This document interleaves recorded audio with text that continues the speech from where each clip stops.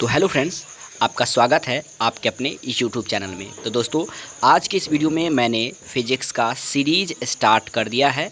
पूरा सीरीज़ जब तक ख़त्म नहीं होगा, ये सीरीज़ लगातार चलता ही रहेगा। दोस्तों, चैप्टर वाइज मैं आप लोगों को केवल एक वीडियो में कोशिश किया है कि सारे का सारा subjective question, VVI subjective question, लघुत्तरीय प्रश्न हो या दीर्घोत्तरीय प्रश्न हो, सारे क्वेश्चन को मैंने एक ही वीडियो में एक ही चैप्टर को कवर किया है। ये एनसीईआरटी न्यू पैटर्न पर आधारित क्वेश्चन है। जितने भी एग्ज़ाम में क्वेश्चन पूछे गए हैं और जितने भी क्वेश्चन पूछे जाने वाले हैं, आपका सारा सब्जेक्टिव क्वेश्चन मैं इसी वीडियो में बताने वाला हूं। मैं आपको एक और बात बता दूं दोस्तों कि मेरे डिस्क्रिप्शन बॉक्स में जाइए, उसमें आपको व्हाट्सएप ग्रुप का लिंक मिलेगा। मैट्रिक विद्यार्थी 2022 के लिए, इंटर विद्यार्थी 2022 के लिए, जो भी क्लास के आप स्टूडेंट हैं उस ग्रुप में ज्वाइन हो जाइएगा, ठीक है। और नीचे डिस्क्रिप्शन बॉक्स में टेलीग्राम का भी लिंक है, उसमें आप ज्वाइन हो सकते हैं, क्योंकि उस चैनल पर, ग्रुप में और उस टेलीग्राम पर जो है मैं जो भी शिक्षा से संबंधित जानकारी आती है उस पर प्रोवाइड कराते रहता हूँ। वीडियो सोल्यूशन जो भी मैं आपको वीडियो में बताता हूँ, वो उसका मैं उस वीडियोस अगर आपके पास नोटिफिकेशन नहीं जाता है तो मैं उस ग्रुप में भेज देता हूं। और साथ में यदि आपको पीडीएफ लेना है तो उस ग्रुप में मैं पीडीएफ भी जो वीडियो में बताता हूं उसे भेज देता हूं, ठीक है। साइंस का मैंने सीरीज स्टार्ट कर दिया है। सारे सब्जेक्ट का आपको सब्जेक्टिव और ऑब्जेक्टिव क्वेश्चन का सल्यूशन प्लस पीडीएफ आप लोगों को मिलेगा, ठीक है। तो नीचे डिस्क्रिप्शन बॉक्स में टेलीग्राम का लिंक है। मैट्रिक और इंटर दोनों विद्यार्थियों के लिए लिंक है, उसमें आप ज्वाइन हो सकते हैं। चलिए, बहुत सारा बात मैंने आप लोगों के साथ कर लिया है। अब कोई बात नहीं जब तक पूरा चैप्टर ख़त्म नहीं होता है। और हाँ, अगर आपको लगे कि हमसे कोई फ़ायदा हो रहा है तो लाइक ज़रूर करना और कमेंट करके ज़रूर बताना। अगर कोई फ़ायदा नहीं है तो डिसलाइक करना और कमेंट भी गलत करके जाना, ठीक है। तो चलिए, अब वीडियो को लंबा ना करते हुए सीधा हम लोग अपने टॉपिक पे आते हैं और इस वीडियो को शुरुआत करते हैं। दोस्तों, पहला चैप्टर आपका ये है फिजिक्स का, प्रकाश का परावर्तन तथा अपवर्तन। एनसीईआरटी न्यू पैटर्न पर यह आधारित है, ठीक है। कक्षा 10 के लिए काफ़ी इंपॉर्टेंट है चैप्टर 1। पूरा अध्याय मैं आप लोगों को इसी वीडियो में समाप्त कर दूंगा। ये मोस्ट वीवीआई सब्जेक्टिव क्वेश्चन है आपके लिए। जैसा कि पहला क्वेश्चन आप लोग देख पा रहे हैं ना, क्रांतिक कोण किसे कहा जाता है, यानी कि सर्कल एंगल किसे कहते हैं। तो आप समझिएगा, एक एक चीज़ मैं आपको समझाने वाला हूँ। कोई जोर ज़बरदस्ती नहीं है, कोई फटाफट भागने की ज़रूरत नहीं है। जब प्रकाश की किरण सघन माध्यम से विरल माध्यम में प्रवेश करती है तो वह अभिलंब से दूर हटती है, अर्थात विरल माध्यम में बिना परिवर्तित हुए। आप ये नहीं भी लिखना चाहते हैं कोण वाला तो चलेगा, आप कोण लिख करके केवल भाषा पे ध्यान देंगे। सघन माध्यम में बने आपतित कोण से बड़ा होता है। यदि विरल माध्यम में बना अपवर्तित कोण एक समकोण के समान हो जाए तो इसके सापेक्ष सघन माध्यम में बना आपतित कोण क्रांतिक कोण कहलाता है। अब दोस्तों, यहाँ पे आपको कुछ कुछ ऐसा चीज़ है जो समझ में नहीं आएगा, तो मैं एक एक टॉपिक का केवल एक वीडियो लेकर के आऊँगा, जो भी टॉपिक आपको समझ में नहीं आता है, जिसमें मैं आप लोगों को उस वीडियो में केवल परिभाषा नहीं बताऊंगा, क्रांतिक कोण के बारे में मैं आपको चित्र बताऊंगा। जैसे मान लीजिए कि ये एक आपका समतल है, ठीक है दोस्तों। यहाँ पे आप जब प्रकाश की किरण आती है, यानी जब हवा से, इधर आपका मैं फिर से समझाता हूँ, समझिए। ये आपका हो गया कांच, ले लीजिए, या पानी, सघन माध्यम। और ये जो आपका खाली है ना, ये आपके बीच में हवा है। जब प्रकाश की किरण हवा से होकर कांच में आती है ना, तो इसे अभिलंब कहते हैं। ये अभिलंब से कहा गया है कि दोस्तों, जब प्रवेश करती है तो वह अभिलंब से दूर हटती है, यानी ये दूर हट जाती है, ठीक है दोस्तों।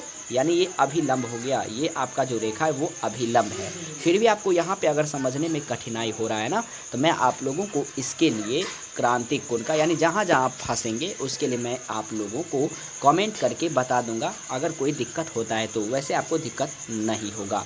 उम्मीद करता हूँ कि क्रांतिक कोण के बारे में आप समझ गए होंगे। एक बार फिर समझिए, ये आपका कांच है और जब प्रकाश की किरण विरल माध्यम से सघन माध्यम में आती है तो अभिलंब से क्या होता है, दूर हट जाता है। इसे हम लोग क्या कहते हैं, यदि विरल माध्यम में बना परावर्तित कोण एक समकोण के समान हो जाए तो इसके सापेक्ष सघन माध्यम में बना आपतित कोण क्रांतिक कोण कहलाता है। यानी इसका आप सीधा सीधा आंसर यहाँ से भी दे सकते हैं, यदि से लेकर के यहाँ तक आपका इसका आंसर हो जाएगा, ठीक है। चलते हैं नेक्स्ट क्वेश्चन में। पेरिस्कोप किसे कहा जाता है, इसके क्या उपयोग है, तो समझिएगा। पेरिस्कोप एक यंत्र है जिसके द्वारा हम अपने में छिपी हुई वस्तुओं को देख सकते हैं। सैनिक खाइयों में छिपकर मैदानों पहाड़ों को देख सकते हैं और पनडुब्बियों में बैठे सैनिकों समुद्र तल का पर्यवेक्षण कर सकते हैं। किसी धुंध वाले दिन अवरक्त फोटोग्राफी भी इसकी सहायता से की जा सकती है। पेरिस्कोप समतल दर्पणों की सहायता से बनाए जा सकते हैं जो प्रकाश के परावर्तन सिद्धांत पर कार्य करते हैं। उच्च कोटि के पेरिस्कोप में प्रिज्मों का प्रयोग किया जाता है। यही आपका पेरिस्कोप है। यानी पेरिस्कोप के बारे में संपूर्ण जानकारी मैं आप लोगों को यहाँ पे बता दिया। बढ़ते हैं नेक्स्ट क्वेश्चन में। नेक्स्ट क्वेश्चन है समतल दर्पण में बनने वाले प्रतिबिंब की विशेषताएं लिखिए। तो इसका आंसर हो जाएगा समतल दर्पण के सामने जितनी दूरी पर कोई वस्तु हो उसका बिंब उतना ही पीछे बनता है। समतल दर्पण में किसी वस्तु के पूरे बिंब को देखने के लिए दर्पण का आकार में उससे आधा होना आवश्यक है, तभी आप पूरे बिंब को देख सकते हैं। बिंब माने प्रतिबिंब हुआ या कोई वस्तु हुआ दोस्तों। अब अगला क्वेश्चन है चौथा नंबर क्वेश्चन, अवतल दर्पण के उपयोग को लिखें। पहला है अवतल दर्पण के उपयोग निम्नलिखित है। पहला है बड़े आकार के अवतल दर्पणों का प्रयोग और ऊर्जा के लिए किया जाता है। दूसरा है इनका प्रयोग वाहनों की हेडलाइट्स, लैंपों, सर्च लाइट, टॉर्च आदि बनाने में किया जाता है। तीसरा है सेविंग दर्पणों को बनाने में इनका प्रयोग किया जाता है, यानी कि दाढ़ी बनाने में इसका उपयोग किया जाता है अवतल दर्पण का। अगला है दंत चिकित्सक तथा विशेष रोगी का परीक्षण करने के लिए इनका प्रयोग किया जाता है। आप चाहे तो इसका स्क्रीनशॉट भी ले सकते हैं या फिर आपको इसका PDF चाहिए मैं टेलीग्राम पे या मैट्रिक वाले ग्रुप पे भेज दूंगा, ठीक है। तो दोस्तों पाँचवा नंबर जो क्वेश्चन है वो ये है, प्रकाश का अपवर्तन क्या है, इसके नियमों को लिखे। यानी प्रकाश के अपवर्तन के नियमों को भी लिखना है। तो पहले ये समझिए, प्रकाश का अपवर्तन के दो नियम हैं। पहला आपतित किरण, अपवर्तित किरण तथा आपतन बिंदु पर अभिलंब तीनों एक ही तल में होते हैं। दूसरा है जब एक ही रंग के प्रकाश की किरण किन्हीं दो माध्यमों को सीमा तल पर तिरछी आपतित होती है तो आपतन कोण की ज्या तथा अपवर्तन कोण की ज्या का अनुपात एक नियतांक होता है। इस नियम को स्नेल का नियम भी कहते हैं दोस्तों, ठीक है। नेक्स्ट जो क्वेश्चन है वो है समतल दर्पण द्वारा उत्पन्न आवर्धन एक है, इसका क्या अर्थ है। तो इसका आंसर होगा एक समतल दर्पण द्वारा उत्पन्न आवर्धन +1 होने का अर्थ यह है कि समतल दर्पण के द्वारा जिस वस्तु का प्रतिबिंब बन रहा है ना, उस वस्तु का साइज दर्पण द्वारा बनाए गए प्रतिबिंब के साइज के बराबर होता है। धनात्मक चिन्ह यह दर्शाता है कि प्रतिबिंब सीधा है या आभासी है तथा आभासी है, ठीक है। बढ़ते नेक्स्ट क्वेश्चन की ओर। नेक्स्ट क्वेश्चन है उत्तल लेंस के दो उपयोग को बताएं। तो इसका आंसर होगा उत्तल लेंस का दो उपयोग इस प्रकार है। पहला नेत्र से दूर दृष्टि दोष को सुधारने में, दूसरा छपाई के छोटे छोटे अक्षरों के पढ़ने में होता है, ठीक है दोस्तों। बढ़ते हैं नेक्स्ट क्वेश्चन की ओर। प्रकाश का परावर्तन किसे कहते हैं, इसके नियमों को लिखें। इसका आंसर होगा जब प्रकाश की किसी पॉलिश हुई या चमकदार सतह पर पड़ता है जब प्रकाश, तो यह एक सुनिश्चित दिशा में विस्तारित होता है। किसी पॉलिश की हुई सतह से प्रकाश का एक सुनिश्चित रूप से दिशा बदलने की परिघटना को परावर्तन कहते हैं, यानी कि प्रकाश का परावर्तन कहते हैं। प्रकाश के परावर्तन के दो नियम होते हैं। पहला आपतित किरण दर्पण के आपतन बिंदु पर अभिलंब तथा परावर्तित किरण एक ही तल में होते हैं। दूसरा है परावर्तन कोण सदैव आपतन कोण के बराबर होता है। नेक्स्ट क्वेश्चन है दिए गए उत्तल लेंस, अवतल लेंस एवं कांच की वृत्ताकार पट्टिका के सतह को छुए बिना उनकी पहचान कैसे करेंगे। तो समझ जाइए, इसका आंसर होगा उत्तल लेंस, अवतल लेंस तथा कांच की पट्टिका को मुद्रित अक्षरों के ऊपर रखकर उठाने से यदि अक्षरों का आकार बढ़ता हुआ दिखाई दे तो वह उत्तल लेंस होगा, और यदि अक्षरों का आकार छोटा दिखाई दे तो वह अवतल लेंस होगा, और यदि अक्षरों का आकार समान रहे तो कांच की वृत्ताकार पट्टिकी होगी। यही इसका राइट आंसर हो जाएगा, ठीक है दोस्तों। बढ़ते हैं नेक्स्ट क्वेश्चन की ओर। 10 हमें वाहनों में उत्तल दर्पण को पश्च दृश्य दर्पण के रूप में वरीयता क्यों देते हैं।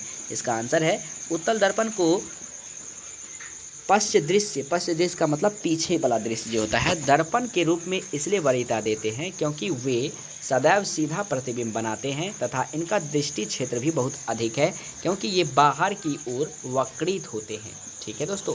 नेक्स्ट क्वेश्चन है क्वेश्चन नंबर 11, उत्तल लेंस को अभिसारी लेंस क्यों कहा जाता है। इस पर मैंने एक खास वीडियो भी बनाया है, आप लोग नीचे डिस्क्रिप्शन बॉक्स में जाकर देख सकते हैं। उत्तल लेंस के द्वारा आपतित समांतर किरणें अपवर्तन के फलस्वरूप एक बिंदु पर मिलती है, यानी उत्तल लेंस प्रकाश के समांतर किरणों को अभिसरित करता है, अतः या इसीलिए उत्तल लेंस को इसी गुण के कारण अभिसारी लेंस कहते हैं। नेक्स्ट क्वेश्चन मेरा है, उत्तल दर्पण तथा अवतल दर्पण में अंतर बताइए क्या होगा। तो इसका है दोस्तों अवतल दर्पण और उत्तल दर्पण का उपयोग।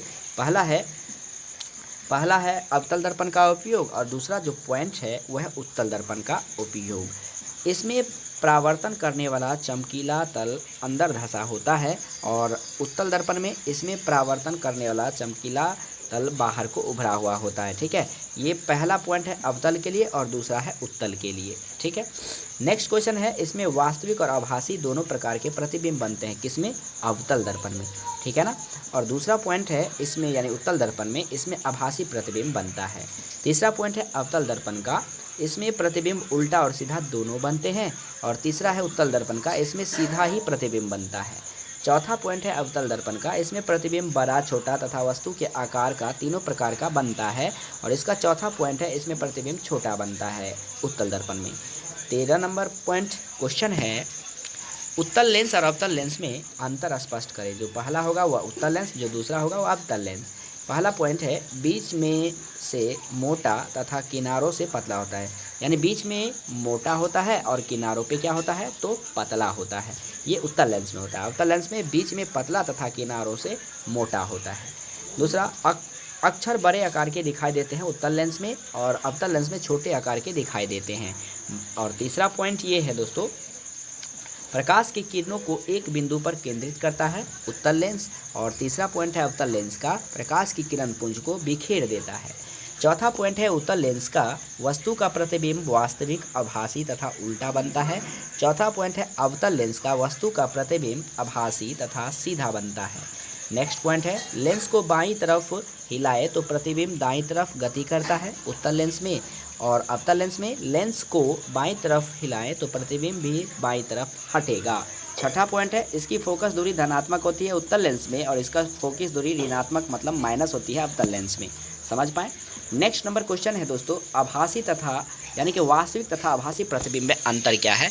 मोस्ट VVI सब्जेक्टिव क्वेश्चन है, मोस्ट VVI सब्जेक्टिव क्वेश्चन। पहला जो पॉइंट है वह है वास्तविक प्रतिबिंब और दूसरा जो पॉइंट है वह है आभासी प्रतिबिंब।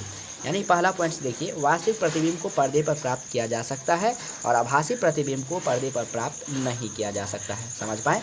दूसरा पॉइंट है, वास्तविक प्रतिबिंब सदैव उल्टे होते हैं, आभासी प्रतिबिंब सदैव सीधे होते हैं। तीसरा है, वास्तविक प्रतिबिंब दर्पण के आगे बनता है और इसका तीसरा है आभासी प्रतिबिंब दर्पण के पीछे बनता है। 15 नंबर क्वेश्चन है, प्रकाश का परावर्तन किसे कहते हैं, इसके नियमों को लिखें। तो मैंने इसका क्वेश्चन बता दिया है, आप लोग जाकर के पीछे ऊपर की ओर देख सकते हैं, चाहे तो आप लोग यहाँ से भी देख सकते हैं। प्रकाश की किरणों का किसी वस्तु से टकराकर लौटने की घटना को प्रकाश का परावर्तन कहते हैं। प्रकाश के परावर्तन के 2 नियम हैं, ऑप्शन में कई बार एग्जाम में पूछा गया है। आपतित किरण, परावर्तित किरण एवं आपतन बिंदु पर डाला गया अभिलंब एक ही तल में होते हैं। दूसरा पॉइंट है, आपतन कोण परावर्तन कोण के बराबर होता है। यहाँ पॉइंट्स स्टार बना करके लिखिएगा। आपतित किरण, किसी दर्पण से आकर टकराने वाली किरण को आपतित किरण कहते हैं। परावर्तित किरण किसे कहते हैं, तो दर्पण पर टकराने के बाद लौटने वाली प्रकाश की किरण को परावर्तित किरण कहते हैं। अभिलंब है, जिस बिंदु पर आपतित किरण तथा परावर्तित किरण मिलती है उसे उस बिंदु पर खींचा गया लंब अभिलंब कहलाता है। तीसरा पॉइंट है, आपतन कोण किसे कहते हैं, तो आपतित किरण तथा अभिलंब के बीच बने कोण को आपतन कोण कहते हैं। परावर्तन कोण, परावर्तित किरण तथा अभिलंब के बीच बने कोण को परावर्तन कोण कहते हैं। नेक्स्ट जो 16 नंबर क्वेश्चन है, प्रकाश का प्रकीर्णन से आप क्या समझते हैं। वेरी इंपॉर्टेंट क्वेश्चन है, कई बार एग्जाम में पूछा गया है। जब प्रकाश की किरण किसी ऐसे माध्यम से गुजरता है जिसमें धूल तथा अन्य पदार्थों के अत्यंत सूक्ष्म कण होते हैं तो इसके द्वारा प्रकाश की सभी दिशाओं में प्रसारित हो जाती है। इसे प्रकाश का प्रकीर्णन कहते हैं। सूर्य के प्रकाश के प्रकीर्णन के कारण ही आकाश का रंग नीला दिखाई पड़ता है। समझ पाए दोस्तों। जैसे यहाँ सूर्य से प्रकाश निकलता है, इसमें हवा में लाखों कण होते हैं। जब प्रकाश की किरण सभी कण पे पड़ता है ना, तो किसी कण पे पड़कर चारों दिशा में फैल जाता है। इसी घटना को हम लोग प्रकाश का प्रकीर्णन कहते हैं और प्रकाश के प्रकीर्णन के कारण ही आकाश का रंग नीला दिखाई देता है। 17 नंबर क्वेश्चन है, प्रकाश के परावर्तन के नियमों को लिखे। इसे भी हम लिख दिए हैं, दोनों पॉइंट्स किसे कहते हैं, तो आपको 17 नंबर क्वेश्चन हो गया। 18 नंबर क्वेश्चन है दोस्तों, अपवर्तनांक को परिभाषित करें और हीरे का अपवर्तनांक 2.42 है। इस कथन का क्या अभिप्राय है? वेरी वेरी इंपॉर्टेंट क्वेश्चन है। तो अपवर्तनांक को पहले हम लोग देख देते हैं। अपवर्तनांक की परिभाषा, किसी माध्यम में अपवर्तनांक की परिभाषा निर्वात में प्रकाश की और इस माध्यम में प्रकाश की चाल के अनुपात के रूप को दी गई है। हवा में प्रकाश के वेग की अपेक्षा हीरे में प्रकाश का वेग कम होता है तथा अतः हवा से चलने वाली प्रकाश की किरण हीरा में प्रवेश करने पर अभिलंब की ओर झुक जाती है। ठीक है, यह है आपका अपवर्तनांक। अब है हीरे का अपवर्तनांक जो होता है वह 2.2 होता है, 2.42 होता है हीरे का अपवर्तनांक, जो कि आपको ऊपर यहाँ पे दिया गया है। तो ये भी याद कर लीजिएगा, हीरे का अपवर्तनांक 2.42 होता है। बढ़ते हैं 19 नंबर क्वेश्चन की ओर। सामान्य नेत्र 25 सेंटीमीटर से निकट रखी वस्तु को सुस्पष्ट क्यों नहीं देख पाते? इसका आंसर है 25 सेंटीमीटर की दूर पर रखी वस्तुओं को आंख स्पष्ट रूप से देखता है, लेकिन 25 सेंटीमीटर से कम निकट रखी वस्तुओं का प्रतिबिंब दृष्टिपटल पर स्पष्ट रूप से नहीं बनता, अतः मानव वस्तु को स्पष्ट रूप से नहीं देख पाती है। 20 नंबर क्वेश्चन है, समतल दर्पण में बना प्रतिबिंब का साइज और आकृति कैसे होती है? तो समझिए, समतल दर्पण यानी कि प्लेन मिरर द्वारा बना प्रतिबिंब होता है। पहला पॉइंट, बिंब माने वस्तु के समान प्रतिबिंब का साइज होता है। दूसरा, प्रतिबिंब दर्पण के उतना ही पीछे बनता है जितना दूरी पर वस्तु समतल दर्पण के सामने होती है, यानी कि आगे होती है। तीसरा पॉइंट है, काल्पनिक प्रतिबिंब बनता है किसमें? समतल दर्पण में। 21 नंबर क्वेश्चन है, एक समतल दर्पण में प्रतिबिंब बनने की क्रिया रेखा दिखाएं। तो मैं आपको बता देता हूँ इसका आंसर कैसा होगा, तो समतल दर्पण होगा। चित्र से स्पष्ट है कि बिंदु ए का वास्तविक प्रतिबिंब आभासी बनता है और ए का समतल दर्पण से दूरी के बराबर होता है। अगर कहीं दिक्कतों का जैसे सामना आपको करना पड़ रहा है यहाँ समतल दर्पण में, तो इसके लिए मैंने आपको बताया है। जहाँ जहाँ दिक्कत होगा आप लोग कमेंट करके ज़रूर बताइएगा, आपको व्हाट्सएप ग्रुप पे इसका सल्यूशन भेज दिया जाएगा और वीडियो सल्यूशन में भी बता दिया जाएगा नेक्स्ट वीडियो में। ठीक है, जहाँ जहाँ पे आपको दिक्कत हो रहा है। 22 नंबर क्वेश्चन है, गोलीय दर्पण द्वारा सूर्य के प्रकाश में किसी कागज के कतरन को कैसे लगाया जा सकता है? तो इसका आंसर होगा, गोलीय दर्पण के परावर्तक सतह को सूर्य से आने वाली किरणों के सामने रखा जाता है। सूर्य से चलने वाली समांतर किरणें दर्पण से परावर्तित होकर फोकस पर अभिसरित होती है। अगर अवतल दर्पण के फोकस पर कागज के कतरन रख दिए जाएं तो यह जल उठता है, क्योंकि समांतर किरणें एक बिंदु पर अभिसरित होती है और काफ़ी ऊष्मा उत्पन्न करती है। कागज का कतरन दर्पण के फोकस पर रखने पर जलने लगता है। अब यहाँ सबसे इम्पोर्टेंट क्वेश्चन, प्रकाश क्या है? दृष्टि के भौतिक अनुभूत को प्रकाश कहते हैं। प्रकाश वस्तुओं को दृश्यमान बनाता है। कोई वस्तु उस पर पड़ने वाले प्रकाश को परावर्तित करती है और वह परावर्तित प्रकाश हमारी आंखों द्वारा ग्रहण होता है, तब हमें वस्तुओं को देखने योग्य बनाता है। 24 नंबर क्वेश्चन है, प्रकाशित घनत्व क्या है? तो समझिएगा दोस्तों, प्रकाशित घनत्व क्या है? प्रकाशित घनत्व एक निश्चित संपृक्त अर्थ होता है। यह द्रव्यमान घनत्व के समान नहीं है। जिस माध्यम का प्रकाशिक घनत्व अधिक होता है वह सघन माध्यम है, अन्यथा वह विरल माध्यम होगा। विरल माध्यम से प्रकाश किरण सघन माध्यम में प्रवेश करती है तो यह अभिलंब की ओर मुड़ जाती है, और जब सघन माध्यम में प्रवेश करती है तो किरण विरल माध्यम में अपवर्तित होती है तो यह अभिलंब से दूर हट जाती है। अब आभासी प्रतिबिंब किसे कहते हैं?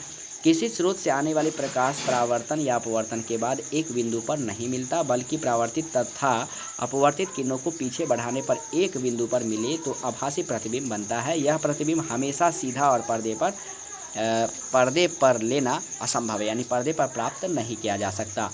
वास्तविक प्रतिबिंब है दोस्तों, वास्तविक प्रतिबिंब क्या है?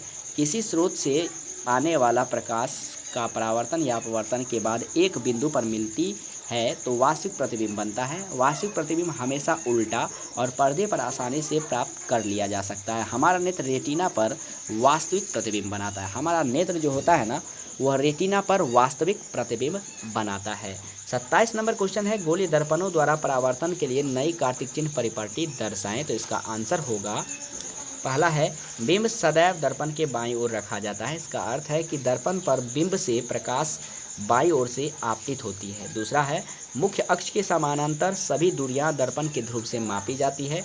तीसरा मूल बिंदु के दाईं ओर x प्लस, ठीक है, अक्ष मापी गई सभी दूरियां धनात्मक मानी जाती है, जबकि मूल बिंदु के बाईं ओर माइनस यानी x अक्ष के अनुदिश मापी गई दूरियां ऋणात्मक होती है।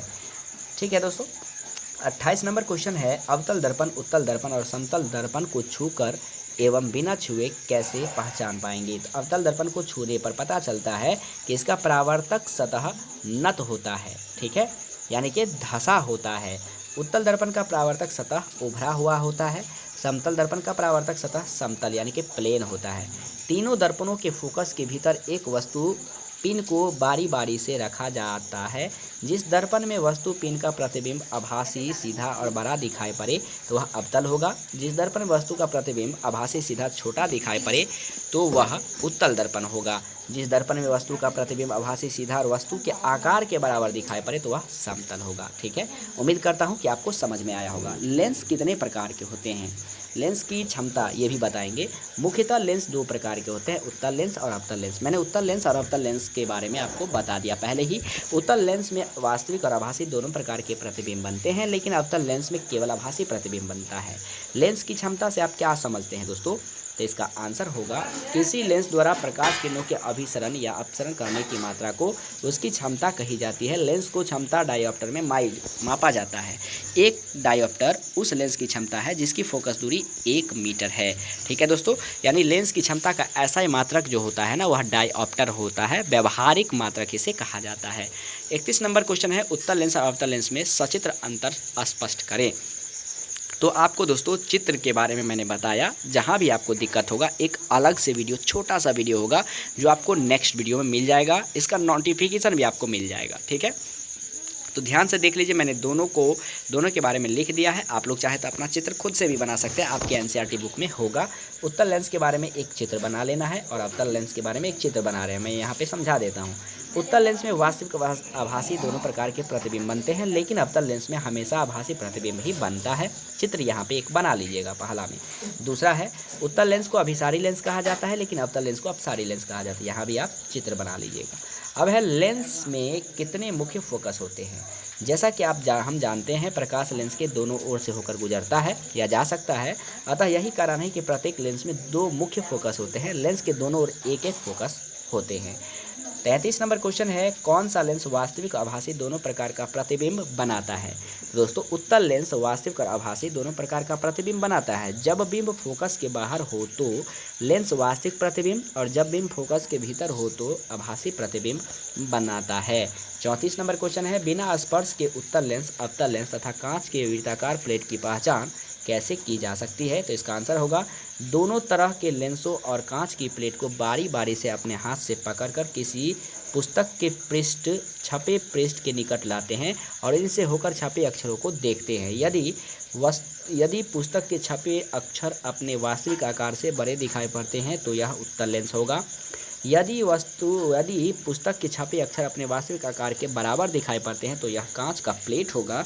और तीसरा, यदि वस्तु के छपे अक्षर अपने वास्तविक आकार से छोटे दिखाई पड़ते हैं तो यह अवतल लेंस होगा।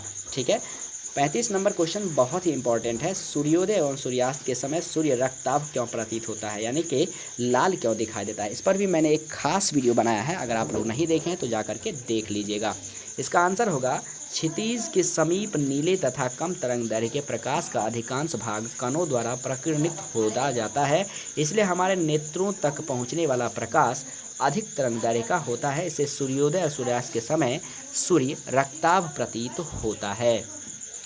अवतल लेंस को अपसारी लेंस क्यों कहा जाता है, तो इसका आंसर होगा अवतल लेंस के द्वारा समांतर प्रकाश की किरणें आपतन के बाद अपवर्तित होकर आपस में फैलती जाती है, यानी अवतल लेंस में प्रकाश के समांतर किरणों को अपसरित कर देता है। अवतल लेंस को इसी गुण के कारण अपसारी कहा जाता है।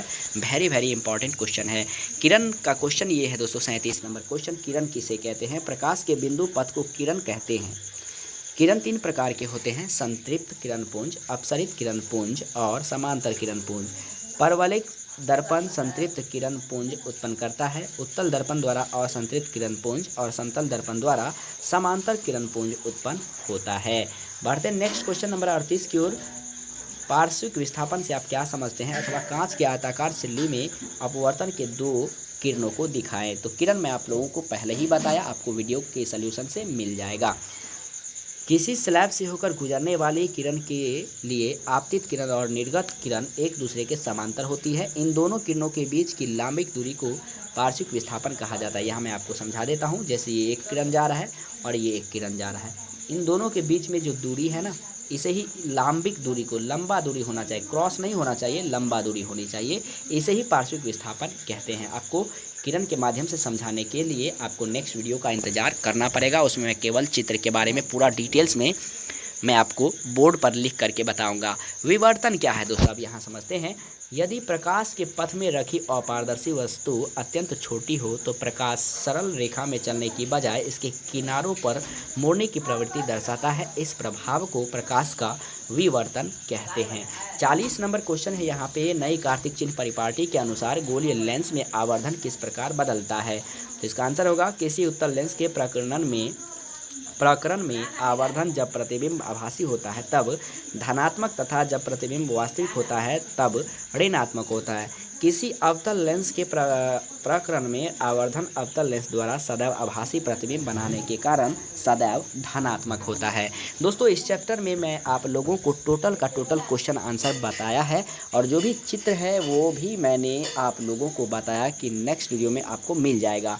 अब इस चैप्टर में F बराबर R/2 आपको अवतल लेंस और उत्तल लेंस में बनाने के लिए मैंने पहले से ही एक खास वीडियो बनाया है। अवतल लेंस में कैसे सिद्ध करें F बराबर R/2 और उत्तल लेंस में कैसे सिद्ध करें F बराबर R/2, ये वीडियो पहले से ही बना है, नीचे डिस्क्रिप्शन बॉक्स में जाकर के देख लीजिएगा। इसलिए इस वीडियो में मैंने नहीं बताया क्योंकि और भी वीडियो लंबा हो जाता। और दोस्तों अवतल और उत्तल दर्पणों में सिद्ध करें दर्पण सूत्र को भी मैंने बनाया है, उसका भी लिंक मैं नीचे डिस्क्रिप्शन बॉक्स में डाल देता हूँ, जाकर के देख लीजिएगा। इस वीडियो में मैंने केवल आप लोगों को क्वेश्चन आंसर कराया जो कि आपके एग्जाम के दृष्टिकोण से बहुत ही इंपॉर्टेंट क्वेश्चन है। एक एक क्वेश्चन को रट लीजिएगा, एक एक क्वेश्चन को समझ लीजिएगा और एक एक क्वेश्चन को नोट कर लीजिएगा। पीडीएफ आपको फ्री में मिलेगा। बस आप लोगों को नीचे डिस्क्रिप्शन बॉक्स में टेलीग्राम का लिंक और व्हाट्सएप ग्रुप का लिंक ज्वाइन कर लेना है।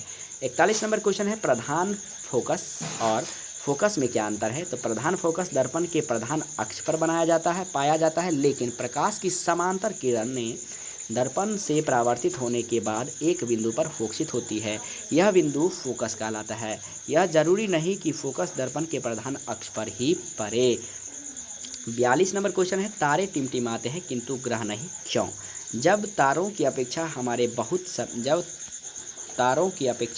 बहुत समीप है ग्रह, जब ग्रह तारों की अपेक्षा बहुत समीप है, ठीक है, तारे बहुत दूर है लेकिन ग्रह क्या है, बहुत ही नज़दीक है दोस्तों। अतः इनसे इतना पर्याप्त प्रकाश मिलता है कि वायुमंडलीय परतों के घनत्वों के अस्थायित्व के प्रभाव के चलते प्राप्त किरणों की संख्या में अपेक्षाकृत कम आती है और वे लगभग अस्थायी रूप में चमकते दिखते हैं। तारों से चलने वाले प्रकाश किरण वायुमंडल के विभिन्न घनत्व वाले परतों से गुजरने पर किरणों के पथ में विचलन होता है और तारों का प्रकाश विभिन्न क्षणों में अपवर्तित होते हैं और तारे टिमटिमाते नजर आते हैं लेकिन किंतु ग्रह नहीं। ठीक है दोस्तों, तो यहाँ से अगर आपको ये भी पूछा जाए तारे टिमटिमाते हैं क्यों, उसके बारे में आप लिख सकते हैं, और यही क्वेश्चन पूरा पूछा जाए तो भी आप ऐसे लिख सकते हैं।